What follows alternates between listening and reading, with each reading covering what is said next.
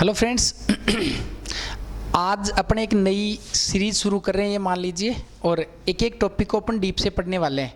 कुछ वीडियो आपने बहुत अच्छे से पसंद किए, जो छोटे छोटे बनाए। आज अपन टॉपिक लेंगे प्रीएम्बल, प्रस्तावना। प्रस्तावना पर कांस्टेबल से लगाकर यूपीएससी तक एक क्वेश्चन आता है और इसको अपन उसी वे से तैयार करेंगे। देखिए, अपना टॉपिक होगा प्रस्तावना।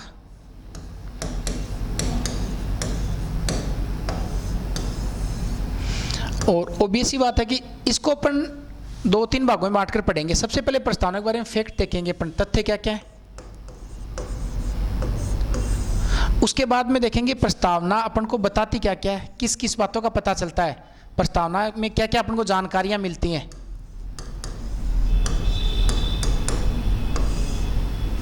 इसके बाद अपन पढ़ने वाले हैं प्रस्तावना संविधान का भाग है या नहीं है।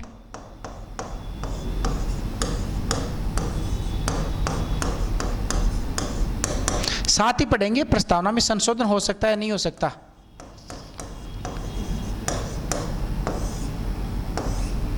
इसके अतिरिक्त पढ़ेंगे प्रस्तावना को किस विचारक ने क्या कहा है, कुछ कथन देखेंगे अपन यहाँ पे। तो अपन प्रस्तावना को सबसे पहले फैक्ट, उसके बाद में कुछ जानकारियां जो प्रस्तावना अपन को देती है, फिर भाग है या नहीं, उसके बाद में प्रस्तावना को लेकर कुछ स्टेटमेंट। देखिए, जानकारी का मतलब इतना ही है कि प्रस्तावना जो है वो किस देश से ली गई है। तो यहाँ पे आपको दो तीन सवाल ध्यान में रखने हैं प्रस्तावना को लेकर। देखिए, प्रस्तावना है वो यूएसए, अमेरिका के संविधान से ली गई है। इसका मतलब भारत के संविधान में जो प्रस्तावना का कॉन्सेप्ट है वो अमेरिका से लिया गया है। दूसरी बात यह है कि प्रस्तावना की जो भाषा है, जो भाषा स्ट्रक्चरल जो पार्ट है, वो लिया गया ऑस्ट्रेलिया से। ऑस्ट्रेलिया से। और एक अंतिम बात आपको ध्यान रखनी है, प्रस्तावना में जो हम शब्द लिखा गया है, हम, ये जो यूएनओ संयुक्त राष्ट्र संघ है, 24 अक्टूबर 1945 को इसकी स्थापना हुई थी, उसमें भी वी वर्ड है, वी। तो ऐसा क्वेश्चन आपसे एग्जाम में पूछा जा सकता है कि प्रस्तावना में लिखा गया हम शब्द ये किस से मिलता जुलता है। तो आप कहना कि साहब ये यूएनओ के चार्टर से मिलता जुलता है। भाषा कहाँ से? ऑस्ट्रेलिया से। और प्रस्तावना का कॉन्सेप्ट कहाँ से? यूएसए से। तीन बातें ऐसे याद रखनी है। इसके बाद आपको ध्यान में रखना है प्रस्तावना वाद योग्य नहीं है, वाद योग्य नहीं है। इस लाइन को ध्यान रखना है। डायरेक्ट आपको एग्जाम में पूछा जा सकता है कि प्रस्तावना वाद योग्य है या नहीं है।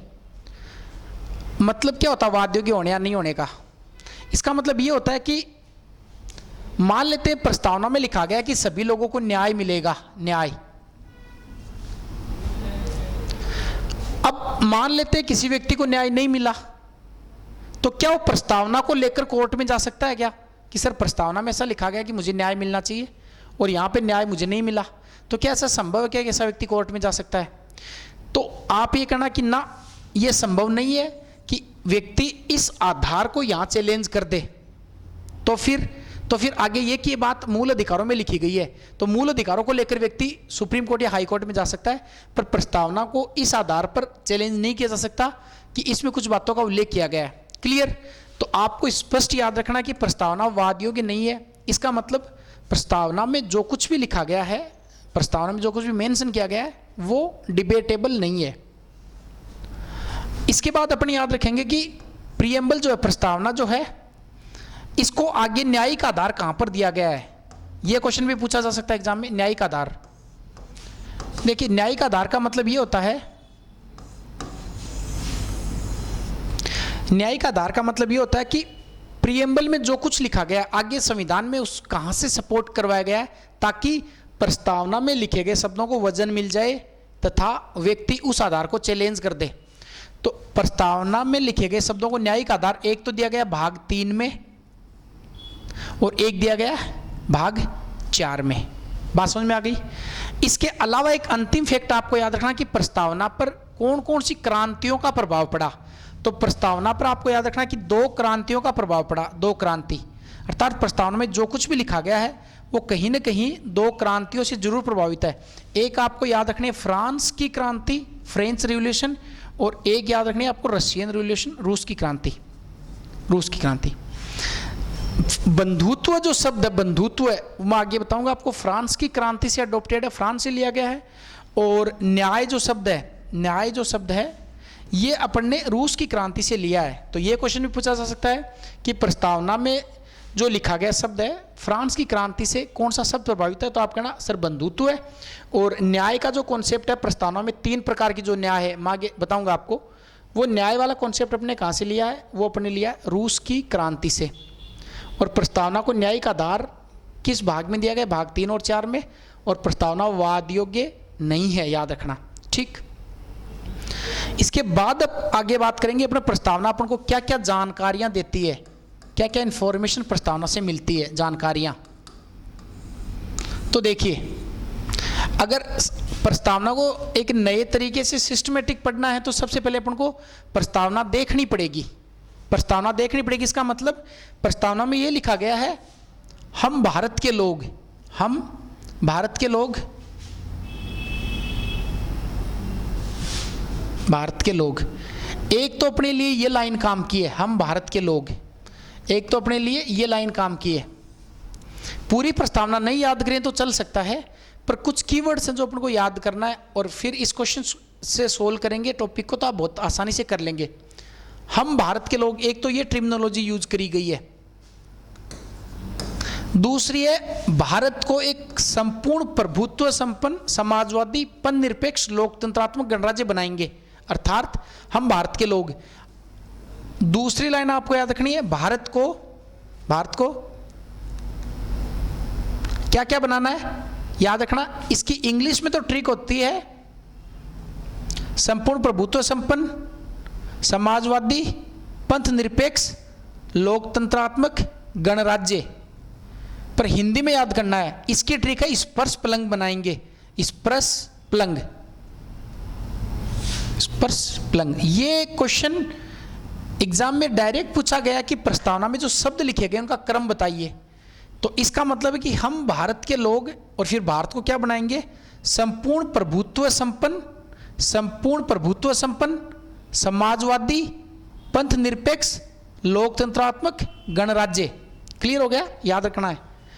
भारत के लोग, हम भारत के लोग भारत को संपूर्ण प्रभुत्व संपन्न समाजवादी पंथ निरपेक्ष लोकतंत्रात्मक गणराज्य बनाएंगे तथा इसके सभी नागरिकों को क्या क्या दिया जाएगा, सामाजिक आर्थिक राजनीतिक न्याय। एक तो न्याय प्रदान की जाएगी, तो न्याय को मैं ऐसे लिखता हूं ताकि आपके एक चीज क्लियर हो जाए। न्याय को अपन ऐसे लिख लेते हैं न्याय,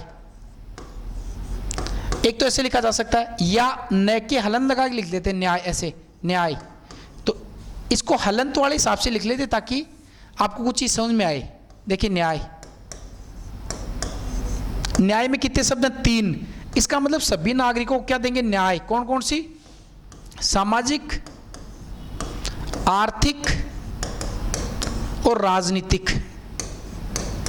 सभी नागरिकों को सामाजिक आर्थिक राजनीतिक न्याय प्रदान करने तथा और क्या क्या देंगे, सभी नागरिकों को विचार अभिव्यक्ति विश्वास धर्म और उपासना की स्वतंत्रता। विश्वास, विचार अभिव्यक्ति विश्वास धर्म और उपासना की क्या देनी है, स्वतंत्रता देनी है। मैं आपको याद करवाऊंगा वापस, ये 5 प्रकार की स्वतंत्रताएं हैं। स्वतंत्रता में 5 ही शब्द होते हैं और 5 प्रकार की स्वतंत्रता प्रदान करने। फिर आपको याद करना था उन सब व्यक्तियों में व्यक्ति की गरिमा और राष्ट्र की एकता और अखंडता सुनिश्चित करने वाली बंधुता बढ़ाने के लिए, अर्थात और क्या, समानता। अब समानता कौन कौन सी दी जाएगी, तो आपको पता है कि समानता 2 के बीच में होती है, चाहे तो 2 गाड़ी हो चाहे 2 इंसान हो, तो समानता होगी प्रतिष्ठा और अवसर की, प्रतिष्ठा और अवसर की। इतनी बात तो प्रस्तावना बताती है। उसके बाद अंतिम बात क्या बताती है, प्रस्तावना संविधान के लागू होने की तिथि का उल्लेख करती है। तो अगर आप बहुत सिस्टमेटिक इसको समझना चाहें तो ये अगर आप याद करेंगे तो कर लीजिए, अगर नहीं याद होता तो उसका दूसरा एक शॉर्टकट और है, उसकी भी बात कर लेते हैं। आपको हेडिंग ये लगाने की प्रस्तावना अपन को बताती क्या क्या है, अर्थात प्रस्तावना अपन को क्या क्या जानकारियां देती है। और जानकारियों में आप कैसे याद रखेंगे, नंबर 1 सबसे पहले बताती है शासन का स्वरूप, मतलब शक्ति का स्रोत, शक्ति का स्रोत। आपसे क्वेश्चन ये भी पूछा जा सकता है कि प्रस्तावना का कौन सा शब्द है जो शक्ति का स्रोत बताता है। वहां पे लिखा हुआ है हम भारत के लोग, हम भारत के लोग।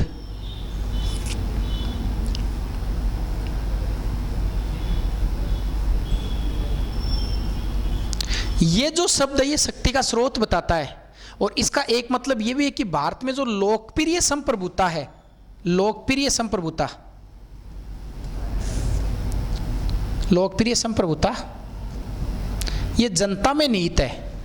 आपको क्वेश्चन ऐसा भी पूछा जा सकता है कि प्रस्तावना का कौन सा शब्द है जो ये बताता है कि शक्ति का स्रोत भारत की जनता है। तो आप कहना हम भारत के लोग जो शब्द है ये बताता है कि शक्ति का स्रोत कौन है। क्लियर हो गया।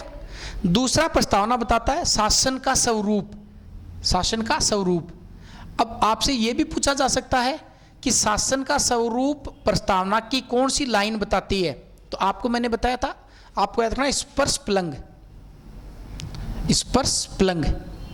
और स्पर्श प्लंग का मतलब है संपूर्ण प्रभुत्व संपन्न समाजवादी, संपूर्ण प्रभुत्व संपन्न समाजवादी, पंथ निरपेक्ष, लोकतंत्र, गणराज्य। स्पर्श प्लंग वाली ट्रिक आपको याद रखनी है ताकि क्वेश्चन आपको आए तो एग्जैक्टली उससे डील कर पाओ आप एग्जाम में। शासन के स्वरूप के बाद में प्रस्तावना अपन को और क्या बताती है। प्रस्तावना अपन को न्याय के बारे में बताती है। किसके बारे में? न्याय के बारे में। अर्थात कौन कौन सी न्याय नागरिकों को दी जाएगी। न्याय को मैं ऐसे लिख देता हूं, न्याय इस प्रकार, न्याय, और नीचे इसके हलन लगाते थे। न्याय में कितने शब्द हैं? न्याय में साहब 3 शब्द हैं। ठीक है, कौन कौन से? सामाजिक, आर्थिक और राजनीतिक न्याय। तो वापस लिखते हैं इसको, सामाजिक,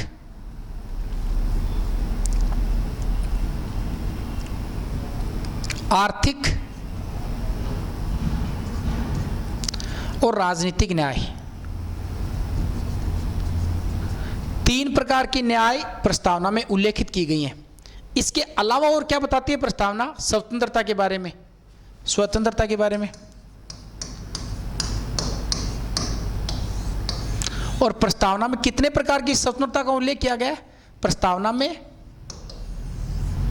5 प्रकार की स्वतंत्रता का उल्लेख किया गया है। क्योंकि देखिए स्वतंत्रता में अगर देखें तो 1 2 3 4 5, इसका मतलब स्वतंत्रता में 5 शब्द हैं और 5 ही स्वतंत्रताएं कौन कौन सी हैं? विचार, अभिव्यक्ति,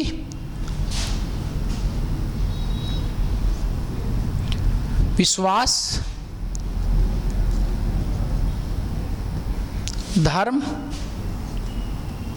और उपासना। विचार, अभिव्यक्ति, विश्वास, धर्म और उपासना, ये 5 प्रकार की स्वतंत्रताएं भारत के संविधान की प्रस्तावना में लिखी गई हैं। इसके अलावा प्रस्तावना अपनों को क्या बताती है? प्रस्तावना समानता के बारे में बताती है। समानता, याद रखना क्वेश्चन ऐसा भी पूछा जा सकता है कि समानता कितने प्रकार की प्रस्तावना में लिखी गई है। तो आपको ध्यान रखना कि 2 प्रकार की समानता का उल्लेख प्रस्तावना में किया गया है। एक है प्रतिष्ठा और एक है अवसर। ये बहुत इंपॉर्टेंट है, प्रतिष्ठा और अवसर। इसकी समानता का उल्लेख प्रस्तावना में किया गया है। किस किस की? प्रतिष्ठा और अवसर। ऐसे याद रखना 2 समानता, समानता 2 के बीच में होती है। 2 समानताएं, 5 स्वतंत्रताएं, 3 न्याय हैं। 3 न्याय कौन कौन से हैं? सामाजिक, आर्थिक, राजनीतिक तो न्याय हो गए। स्वतंत्रता कौन कौन सी है? विचार, अभिव्यक्ति, विश्वास, धर्म और उपासना हो गया। और समानता प्रतिष्ठा और अवसर हो गया। क्लियर हो गया। चलिए इसके बाद में आपको ध्यान रखना है प्रस्तावना में कौन सी तिथि का उल्लेख किया गया, डेट कौन सी लिखी गई है? तिथि। तो संविधान की प्रस्तावना में जो डेट लिखी गई है वो लिखी गई 26 नवंबर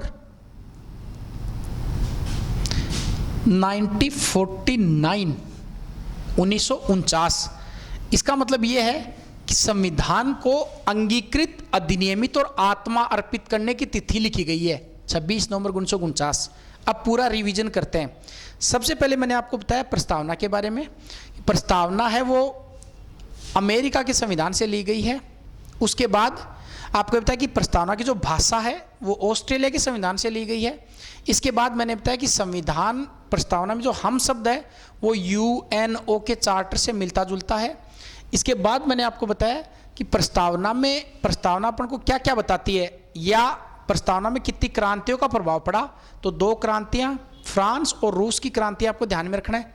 इसके अलावा मैंने आपको बताया भारत के संविधान की जो प्रीएम्बल है, प्रस्तावना है, इस प्रस्तावना को वाद योग्य नहीं बनाया गया, अर्थात इसमें जो शब्द लिखे गए हैं उनको आप कोर्ट में चैलेंज नहीं कर सकते, डिबेटेबल नहीं है। इसके अलावा आपको याद रखना है कि प्रीएम्बल जो है, प्रस्तावना जो है, इसमें कुछ शब्दों का उल्लेख किया गया जिसको अपन को ध्यान रखना है। सबसे पहले अपन को ध्यान रखना है कि प्रस्तावना में जो पहली लाइन है वो लिखी गई है, हम भारत के लोग, जो क्या बताती है, शक्ति का स्रोत जनता है। क्वेश्चन पूछा जा सकता है भारत में शक्ति का स्रोत कौन है, तो आप कहेंगे सर भारत में शक्ति का स्रोत भारत की जनता है। दूसरी बात आपको ध्यान रखनी है कि संविधान की जो प्रस्तावना है, इस प्रस्तावना में कुछ शब्द हैं, शासन का स्वरूप है, और शासन का स्वरूप लिखा गया है स्पर्श पलंग से, संपूर्ण प्रभुत्व संपन्न समाजवादी पंथ निरपेक्ष लोकतंत्रात्मक गणराज्य। इसके बाद आपको ध्यान रखना है कि जो प्रीएम्बल है, प्रस्तावना है, इसमें न्याय शब्द का उल्लेख किया गया है। कितने प्रकार की न्याय है? 3 प्रकार की, सामाजिक, आर्थिक, राजनीतिक न्याय। प्रस्तावना में 5 प्रकार की स्वतंत्रताएं, विचार, अभिव्यक्ति, विश्वास, धर्म और उपासना। इसके अलावा प्रस्तावना में 2 प्रकार की समानता है, प्रतिष्ठा और अवसर की समानता का उल्लेख किया गया है।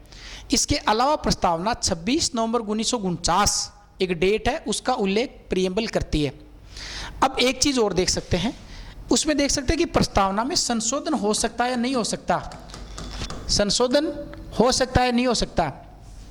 देखिए, प्रस्तावना की क्लास को 2-3 घंटे पढ़ाया जा सकता है अच्छे से डिस्कस करके, पर चूंकि आपके सेकंड ग्रेड फर्स्ट ग्रेड की एग्जाम के हिसाब से जो क्वेश्चन निकल सकते हैं काम के, उसी पर मैं डिस्कस कर रहा हूं। तो आपको याद रखना है कि केशवानंद भारती केस के बाद, केशवानंद भारती वाद के बाद, ये 24 अप्रैल 1973 का निर्णय है। इसके बाद प्रस्तावना में संशोधन किया जा सकता है। किस केस के बाद में? केशवानंद भारती केस के बाद में। केसों की एक लंबी श्रृंखला है जिसमें आप बेरुबाड़ी केस देख सकते हैं, बेरुबाड़ी। इसके बाद आप गोलकनाथ केस देख सकते हैं, गोलकनाथ। बेरुबाड़ी 1960 का मामला है और गोलकनाथ 1967 का मामला है, केशवानंद 1973 है। अगर एग्जाम में है तो ऐसे करना कि सर बेरुबाड़ी केस में सुप्रीम कोर्ट ने कहा कि प्रस्तावना संविधान का भाग नहीं है, गोलकनाथ केस में कहा प्रस्तावना संविधान का भाग नहीं है, जबकि केशवानंद भारती केस में कहा प्रस्तावना संविधान का अंग है। अब इसकी एक अच्छी कहानी है बेरुबाड़ी की, गोलकनाथ की और केशवानंद भारती केस की। कितने जजों ने निर्णय दिया, किस बहुमत से निर्णय दिया, किसी ने डिफर किया तो क्यों किया, इस पे भी अपन चर्चा कर नहीं रहे हैं। फिर ध्यान रखिए कि अगर कोई चीज संविधान का भाग है तो उसमें संशोधन भी हो सकता है, और तत्कालीन समय में इंदिरा गांधी की गवर्नमेंट थी, उन्होंने एक संशोधन किया जिसका नाम है 42वां 42वां संशोधन, और 42वां संविधान संशोधन 1976 में हुआ, और इसके द्वारा प्रस्तावना में 3 नए शब्द जोड़े। कौन कौन से? समाजवादी, पंथ निरपेक्ष और अखंडता। समाजवादी, पंथ निरपेक्ष और अखंडता। अखंडता, ये 3 नए शब्द जोड़े। ये भी क्वेश्चन आपको परीक्षा में पूछता है कि संविधान संशोधन के बाद में प्रस्तावना में 3 नए शब्द जोड़े गए, समाजवादी, पंथ निरपेक्षता, अखंडता, 42वें संविधान संशोधन 1976 के द्वारा। इसके अलावा आपको काम की बात याद रखनी है, वो रख सकते हैं कि प्रस्तावना के बारे में किस विचारक ने क्या कथन कहा। कथन तो देखिए, एक इसको कुंडली का, मैं काम के आपको वर्ड बता देता हूँ।